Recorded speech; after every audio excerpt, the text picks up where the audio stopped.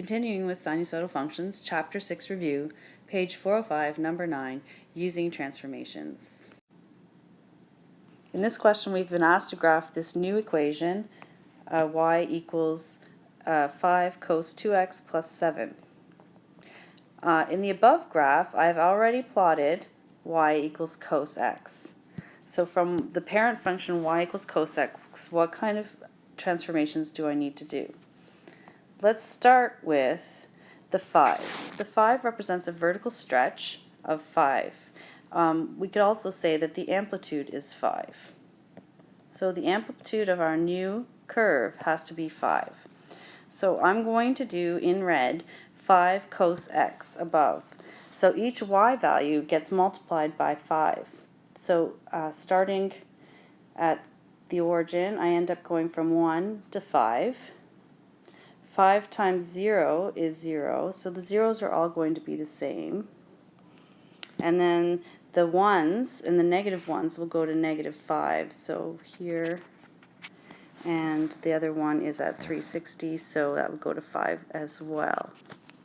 So our new curve, y equals 5 cos x, would go through these points here. I've got that in red. So y equals 5 cos x. In brown, I'm going to take the 5 cos x, I'm going to apply the horizontal stretch or compression, and we use 2. The 2 means that our period, which was originally 360, is now going to be 360 divided by 2, and that will be 180 degrees. So each of our x values need to be divided by 2 in order to get our compressed function of y equals 5 cos 2x. So taking our major points and dividing them by 2. So the 5 cos x curve has this at 0. It's going to stay here. Now I'm going to take my x value for the next one, which is here, and divide. I'll use my pointer. It's right here.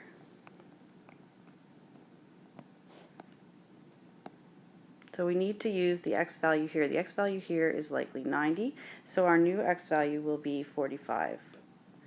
And that will be the 0. And then we need the next one, which would be here. What's that, about 180? It's now going to be 90. And it's going to be at, sorry, I should have been looking at this one. So this one's at 180, so that one's moving to 90 because we have to divide by 2. And then this one is at 0 divided by the x value, sorry, not the y value. The x value is 270. Half of that is 135. So I'm going to move over to 135 on the x-axis. That's still a 0. So now I'm going to plot the curve of y equals 5 cos 2x.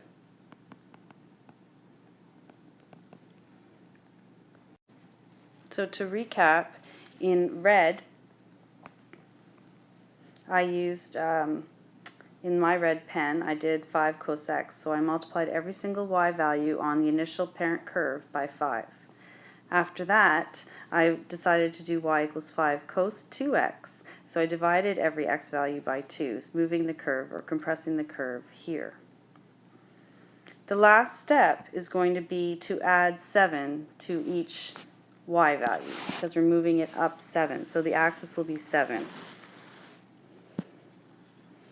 So this one's at 5, it needs to go up 7 to 12.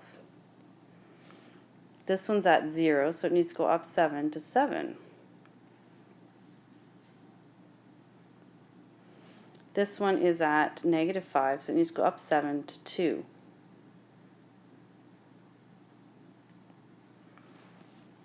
This one's at 0, needs to go up 7 to 7. And finally, this one's at 5, needs to go up 7 to 12. And then joining those points, I get the new curve, y equals 5 cos 2x plus 7.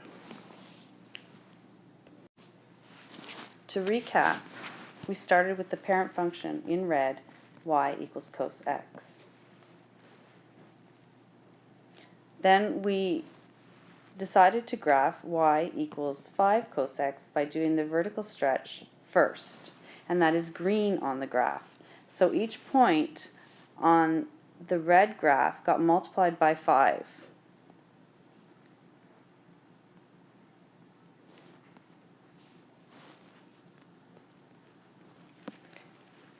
Then we decided to look at the 5 cos 2x in purple.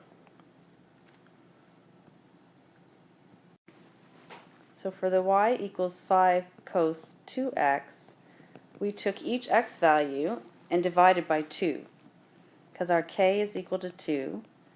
Therefore, we need to take each value and divide by 2. And then what that did was that moved our curve, or squished it. So we went from the green one right here to the purple one. So our period is now half as much. So the original period was 360. For the stretch function, it was, for the vertical stretch function, it was still 360. And then we compressed it horizontally to get the purple curve. So now a complete period is 180.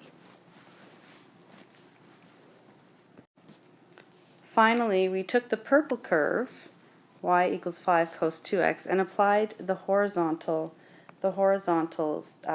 shift. So we moved everything up 7 spots. So using my blue pen, 5 went to 12 for each of these maxes.